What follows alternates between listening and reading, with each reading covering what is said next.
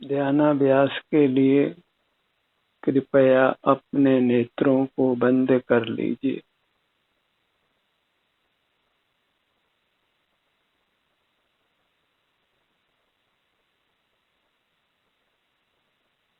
अपना मुख अपनी ओर कीजिए।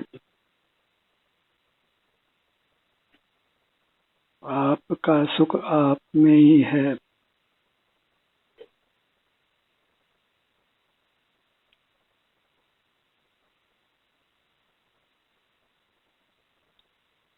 इसलिए अपने तक ही सिमट कर रहना है।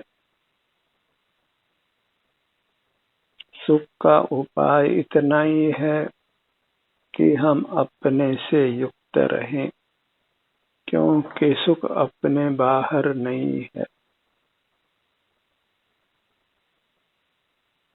मूर्त पदार्थ सुख स्वभावी नहीं है और अन्य संसारी जीव वे सुख के मार्ग से अनभिज्ञ हैं।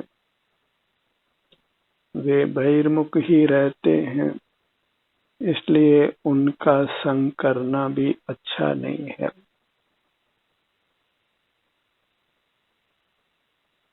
इसलिए अपनी अमूर्त काया के ही संग में रहिए। मूर्त पदार्थों के संग में और अन्य संसारी जीवों के संग में केवल आकुलता का ही अनुभव है और आपके भीतर आकुलता नहीं है।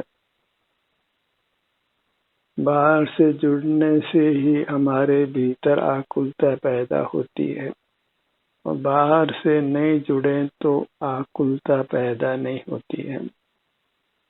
तो बाहर से नहीं जुड़कर निराकुलता को भोगिए। जहाँ बाहर से छूटते हैं तो संसार से ही छूट जाते हैं।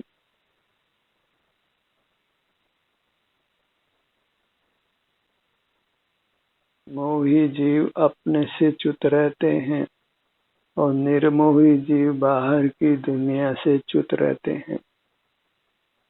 इस प्रकार दोनों में आसमान पाताल का अंतर है, पूरब पश्चिम का अंतर है।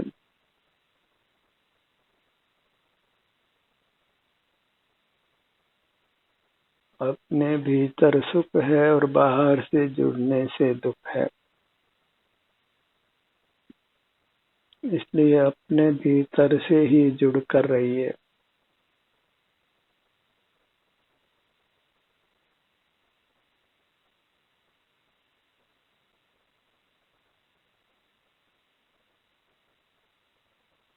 सुख अपनी अमूर्त काया के बराबर है, अर्थात अपने ही बराबर है।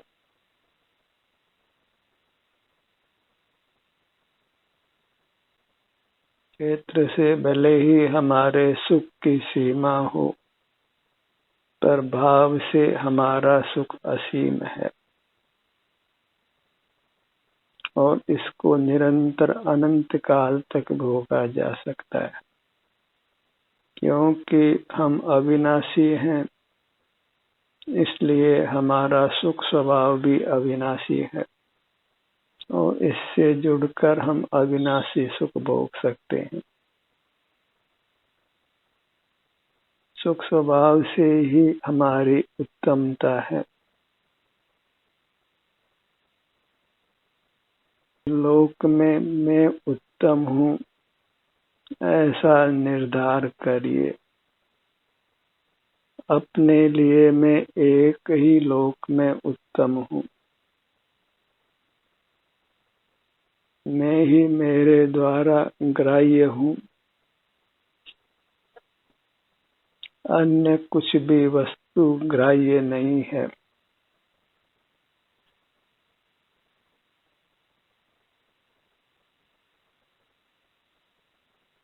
अपना लक्ष्य रखते हुए ही आपको सुनना है, अन्यथा सुनने से कुछ भी लाभ नहीं है, हानि ही है।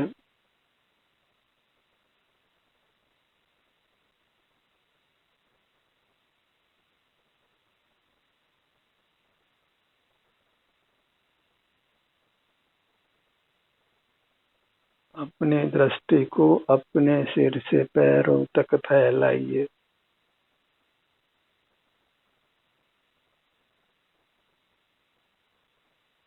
अपने उपयोग को अपने में फैलाना है, अपने में ही विस्तृत करना है, क्योंकि अपने सर्वांग में सुख है। हम सुख के ही बने हुए हैं।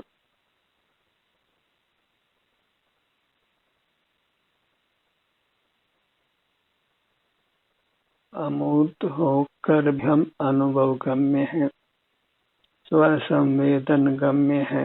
ऐसा ही हमारा अद्भुत स्वरूप है।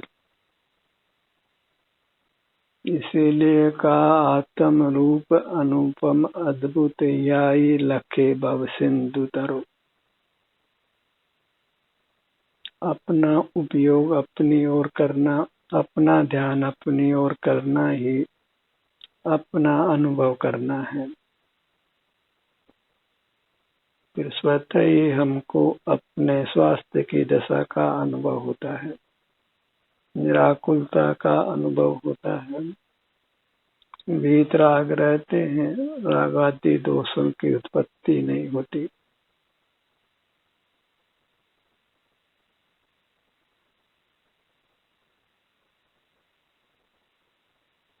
अपने सन्मुख होकर निर्विकल्पता का सुख भोगिए।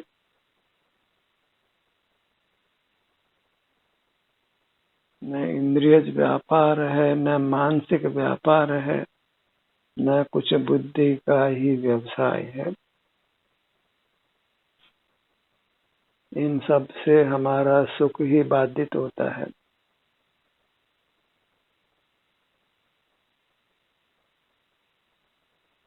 वास्तविक कर्म तो इंद्रिय ज्ञान है।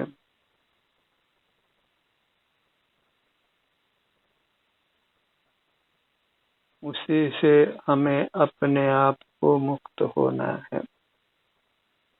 फिर सहज ही सूक्ष्म मूर्त कर्मों का बंधन भी टूट जाता है।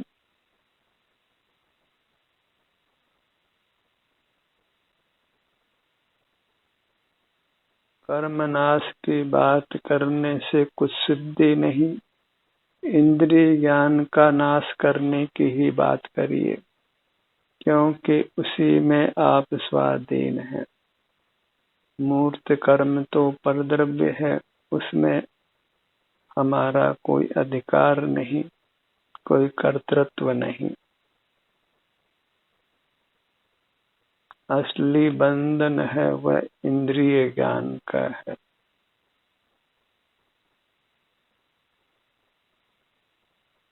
वही चिद विकृति है, उसी से हम नाना दुख भोगते हैं।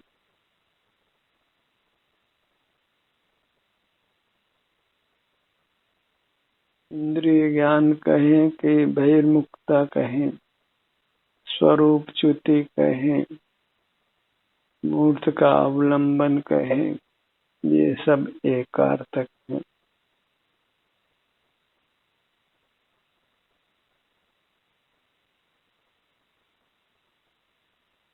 अपनी अमूर्त प्रतिमा को पहचानिए, उसी के प्रति आदर भाव लाइए, और अंतर्मुख होने से हमें उसकी प्रतीति होती है, निराकुलता रूप से उसका भोग होता है।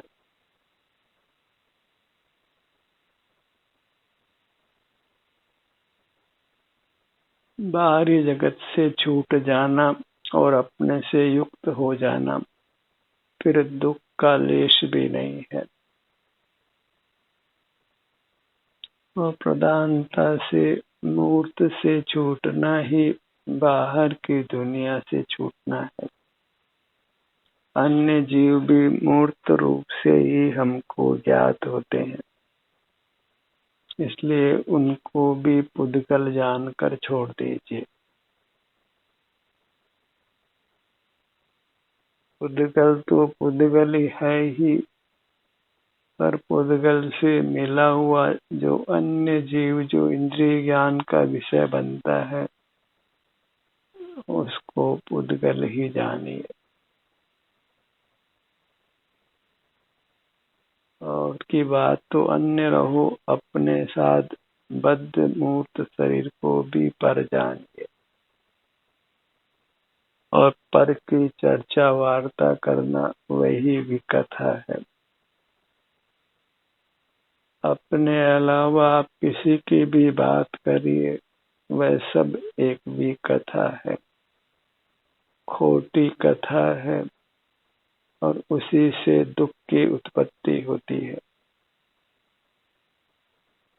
हमें अपने आप को पर से ही छुड़ाना है, फिर पर कोई भी क्यों न हो।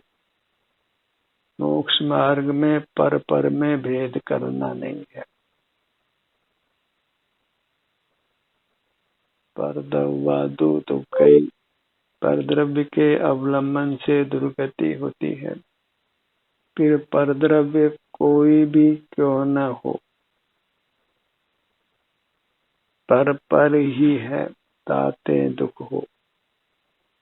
कोई भी पर हो वह पर ही है, क्यों वस्तु अपने स्वरूप को छोड़ती नहीं है। और स्व है सो स्वयं है, ताते सुख हो।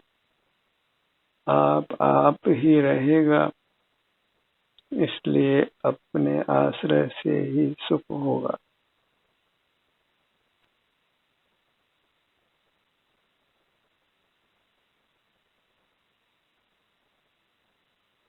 अपने सन्मुख रहने से ही आप निर्विकल्प रहते हैं, और अपने सन्मुख रहना ही आत्म दर्शन है।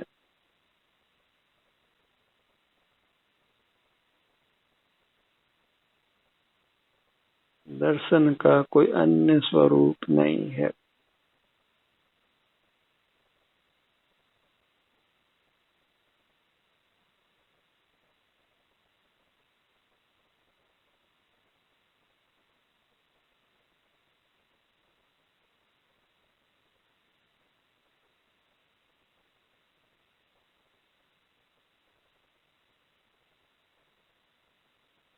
अपने को अपने तक सिमेट लेना है, फिर दुख का काम नहीं है।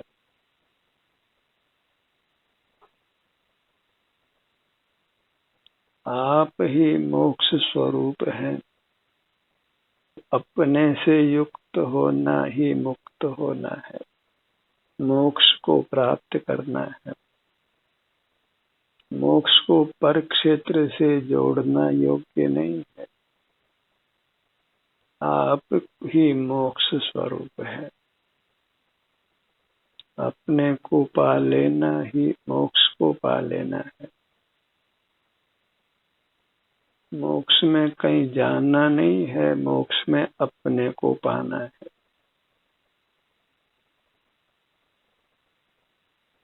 अपने को पाना ही मोक्ष को पाना है। फिर भले ही आप लोक के किसी भी क्षेत्र में क्यों न हो, हमें लोक के क्षेत्र को देखना ही नहीं है। अपने क्षेत्र से ही युक्त रहना है। पर की चर्चा वार्ता ही करना नहीं है। अपने अनुभव से च्युत नहीं रहना है। पर की चर्चा वार्ता में हम नियम से अपने अनुभव से च्युत हो जाते हैं, और वही संसार उत्पन्न होता है।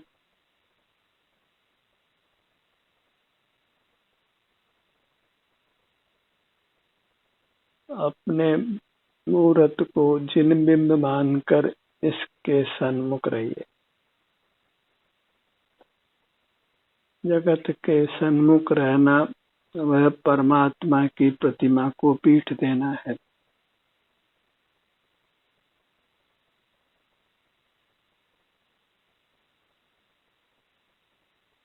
जगत के सन्मुख रहने की आदत को छोड़िए।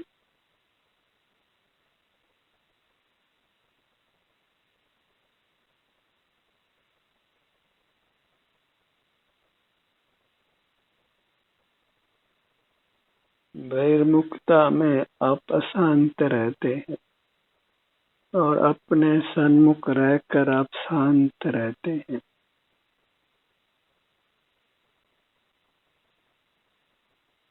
और शांत रहना ही हमारा स्वरूप है।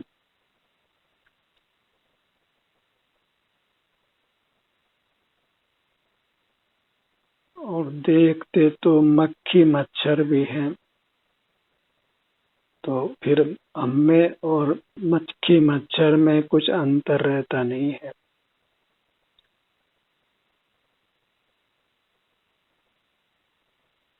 लटें भी भोजन को चखती हैं और भोजन करते हुए हम लटके समान ही होते हैं।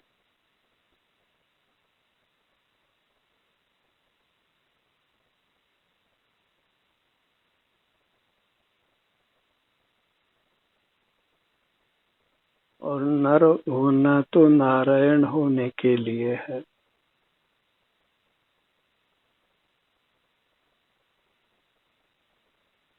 जैसे पशु पक्षी जीते हैं ऐसे नहीं जीना है। इंद्रिय द्वारों से पशु पक्षी जीते हैं, मनुष्यों को इंद्रिय द्वारों से जीना अच्छा नहीं है।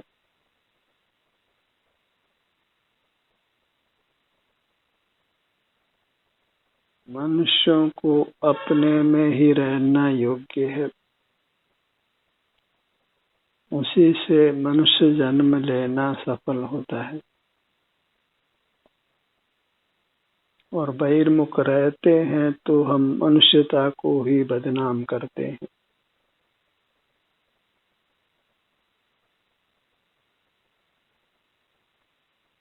जितने भी जीव मुक्त हुए हैं वे मनुष्य भाव को पाकर ही मुक्त हुए हैं।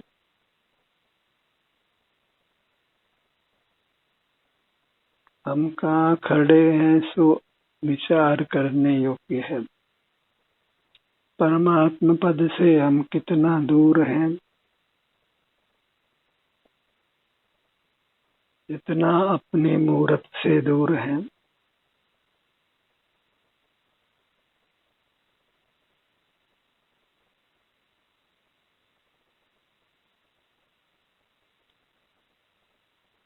मोक्ष कितना दूर है, जितना हम अपने से दूर हैं।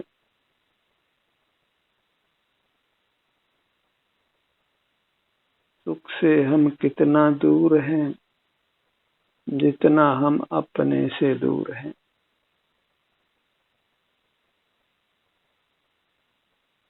आप आपसे ही दूर है, ये बड़ा अचंभा है।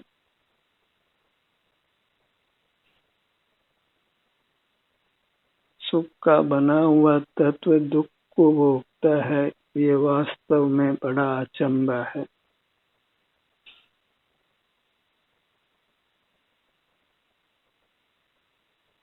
और अमूर्त है, मूर्त मिला हुआ है तो फिर अशुद्ध नाम ही पाता है।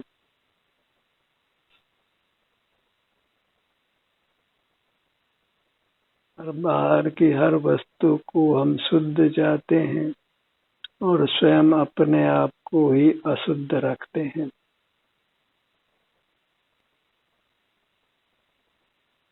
बाहर की सब वस्तुओं को हम स्वच्छ रखना चाहते हैं, साफ रखना चाहते हैं और अपने को ही मैला गंदा रखना चाहते हैं।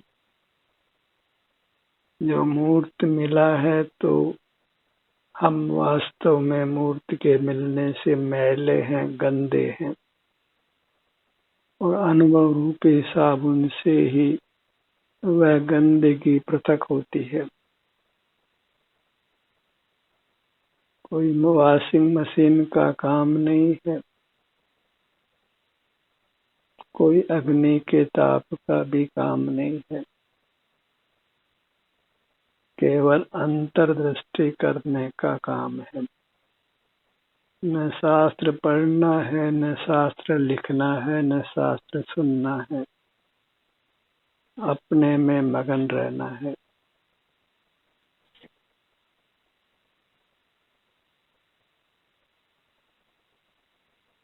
अपने में मगन रहते हैं तो अकंप रहते हैं, क्योंकि अनुभव और काय चेष्टा दोनों एक साथ नहीं होते।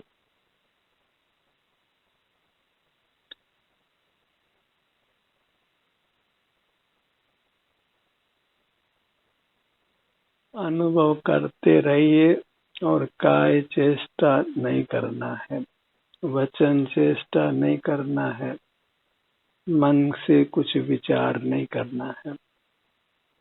मन वचन काय तीन के योग को ही समाप्त कीजिए।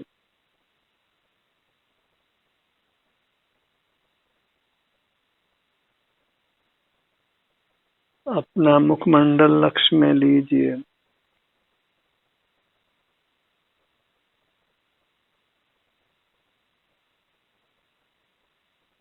अपना गर्दन का भाग,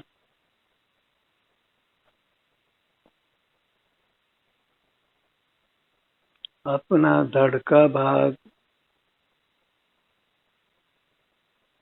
आगे और पीछे,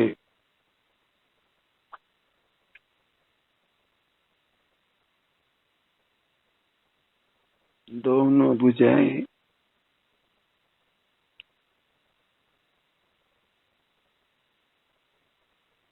दोनों पैर, इतना ही मोक्ष का स्वरूप है।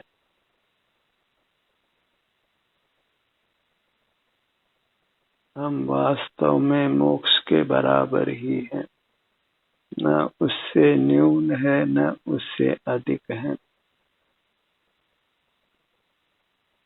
मोक्ष प्रमाण स्वरूपो हम, मुक्त स्वरूपो हम, आनंद स्वरूपो हम।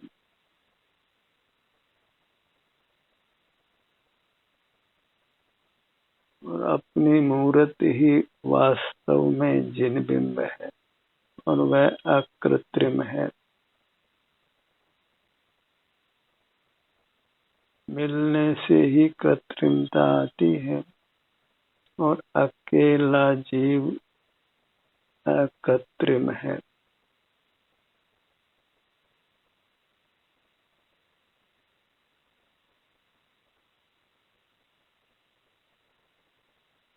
अकेला जीव एक ही प्रकार परिणमन करता है और मिलकर फिर नाना प्रकार के परिणाम उत्पन्न होते हैं।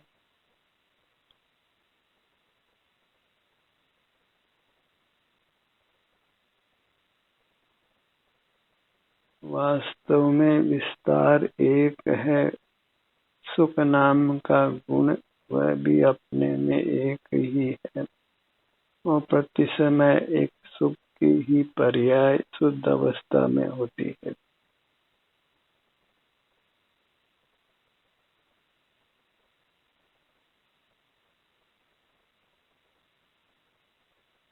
पूरी मूर्त, इसको छोड़ना नहीं है। इतना ही धर्म का उपदेश है कि अपनी अमूर्त काया को मत छोड़ो, क्योंकि इसके त्याग का नाम ही संसार है।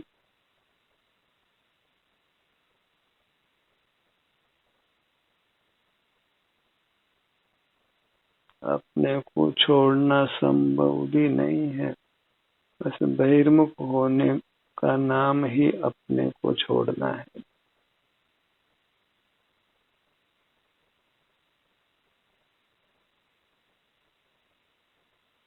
अपनी मूर्त को आगे की ओर से अनुभव में लीजिए।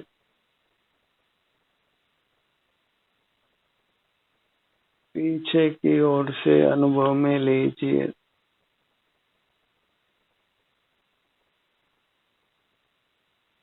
बाईं ओर और दाईं ओर।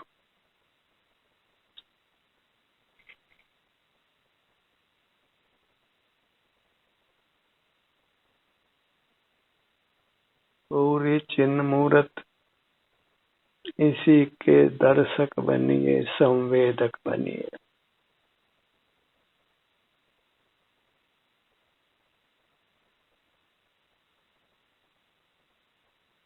अपने से परे सुख नहीं है। इंद्रिय द्वारों को खोल कर ही हम बाहर से जुड़कर अपने को सुख से वंचित करते हैं। तो इंद्रिय द्वारों को उपयोग में नहीं लेना, इतना ही मोक्ष का पुरुषार्थ है।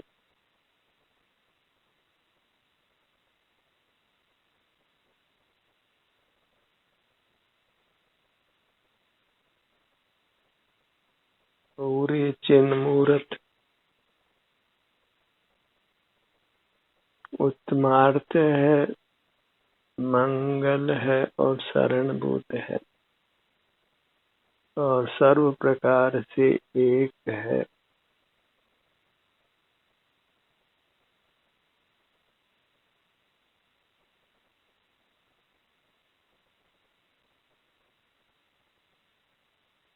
अपने विस्तार पर ही दृष्टि फैलाइए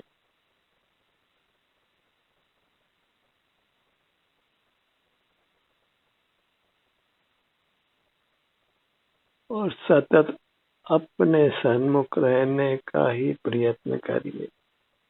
इसी का संकल्प लीजिए। जीवन का लक्ष्य इसी को बनाइए। ध्यान का सत्र यही समाप्त होता है। आपकी सहभागिता के लिए धन्यवाद।